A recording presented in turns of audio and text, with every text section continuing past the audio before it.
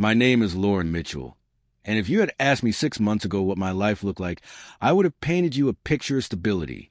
Married for 11 years to my high school sweetheart, Tyler. Two beautiful kids, Emma, 9, and Lucas, 6. We weren't perfect, but we were a team. Or at least, I thought we were. I used to believe the small inconveniences in marriage were just that. Small. Tyler sometimes forgot to take out the trash, or left laundry unfolded for days. But he was a good dad, a decent husband, and I trusted him completely. I guess trust is one of those things you never truly appreciate until you realize it was misplaced. The day everything changed. It was a Friday afternoon in late October, cold, gray, and spitting rain. Tyler had agreed to pick up the kids from school because I had a last-minute work meeting. The school is only 10 minutes away, so it wasn't a big deal. My meeting ended early, and as I stepped outside, I noticed the time. 3:42 p.m. school lets out at 3:30. I figured the kids were already home. I even thought about picking up hot chocolate on my way. But when I called Emma to ask if they wanted marshmallows, she didn't answer. That wasn't strange. Sometimes she left her phone in her backpack. Still, something in me hesitated, so I called Tyler. No answer. I tried again. Straight to voicemail. At 4:05 p.m., my phone rang. It was the school office. Hi, Mrs. Mitchell. Just checking if someone's coming for Emma and Lucas. They're still here. My stomach dropped. Still here? I told the school I'd be there in 10 minutes and drove like my life depended on it. When I got there, both kids were sitting on the bench in the lobby, coats on, backpacks at their feet. Emma's expression was annoyed. Lucas was fidgeting. Daddy didn't come, Emma said flatly.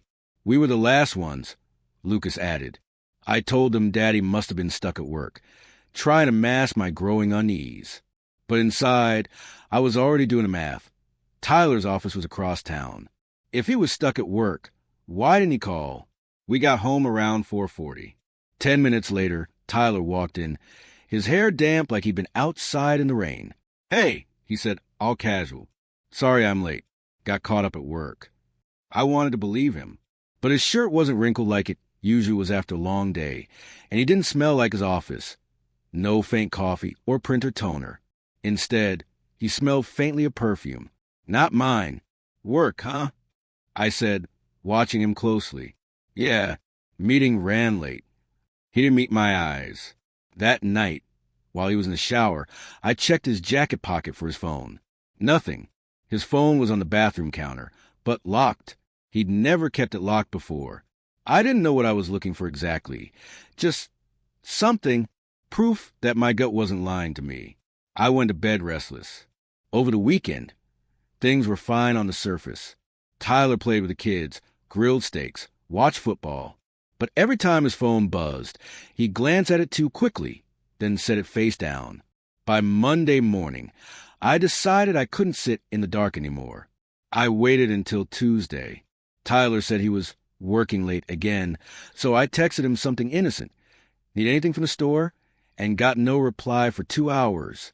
I decided to drive to his office, maybe surprise him with coffee. But when I pulled into the parking lot at 6:15, his car wasn't there. I sat in my car, hands gripping the steering wheel, trying to decide if I was overreacting. Maybe he'd parked somewhere else. Maybe he'd already left. Then I saw it, his car, not at his office, but across the street at a small diner. And he wasn't alone. Through the rain-streaked window, I saw him in a booth, leaning in close to a blonde woman. They were laughing. Her hand was on his. I could have stormed in, could have screamed, made a scene. But I didn't. I pulled out my phone, snapped a photo, and drove home with my heart pounding. When he came in later, he tried the same story. Work ran late. I put the photo on the kitchen table, without a word, his face drained of color. Lauren, it's not what it looks like. She's not your boss, and this isn't a meeting, I said coldly. He stammered, said she was just a friend who needed someone to talk to, but friends don't make you forget your own kids at school. Friends don't have you smelling like their perfume. That night, I slept in the guest room.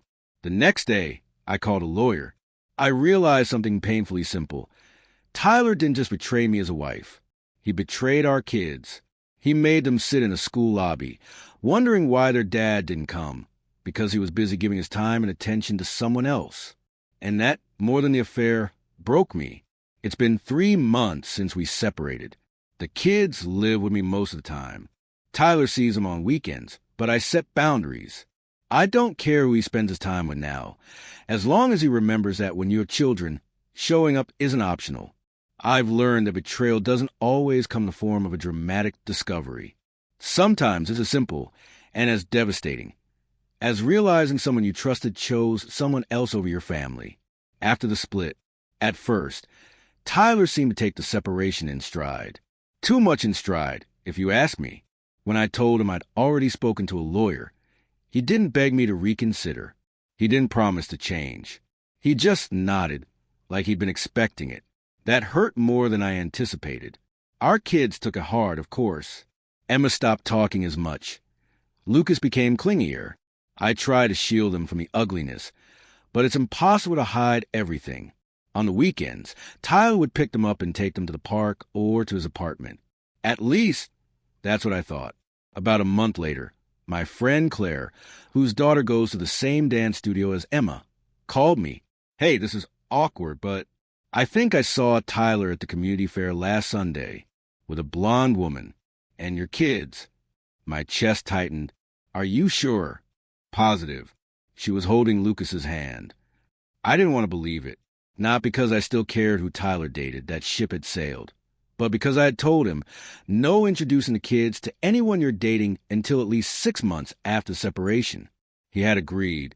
It wasn't just about my feelings.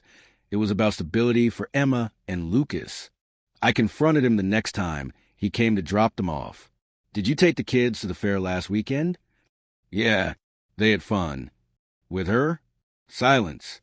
Tyler, I told you. Lauren, they like her. It's not a big deal. Not a big deal. That phrase boiled my blood. He couldn't or wouldn't see that it was a big deal, that he had already made our kids sit in a school lobby waiting for him while he laughed in a diner with just a friend. Now, he was weaving this woman into their lives without my knowledge. The kids start talking. A week later, Emma slipped up at dinner. Daddy says Melissa is really nice. She makes better pancakes than you, Mom. Melissa. I finally had a name.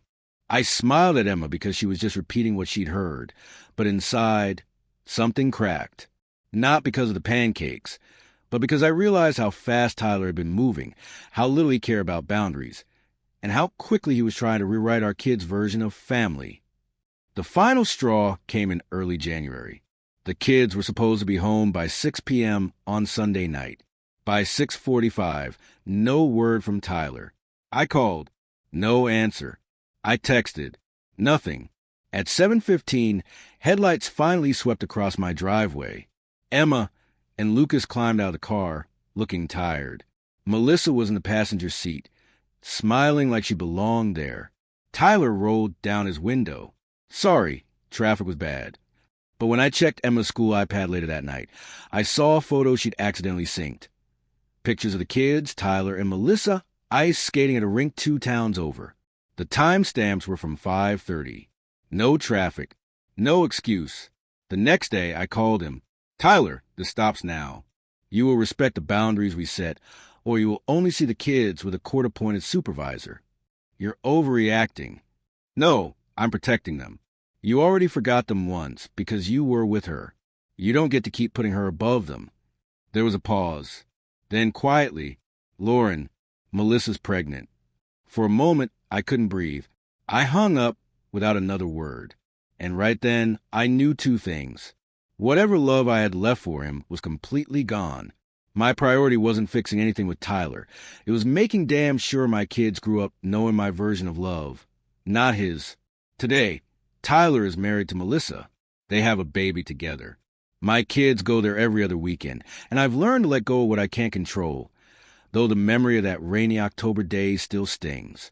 I don't think betrayal will ever fully fade, but it's no longer my anchor. It's my reminder that trust is precious, that showing up matters, and that the person who deserves your energy is the one who chooses your family every single time.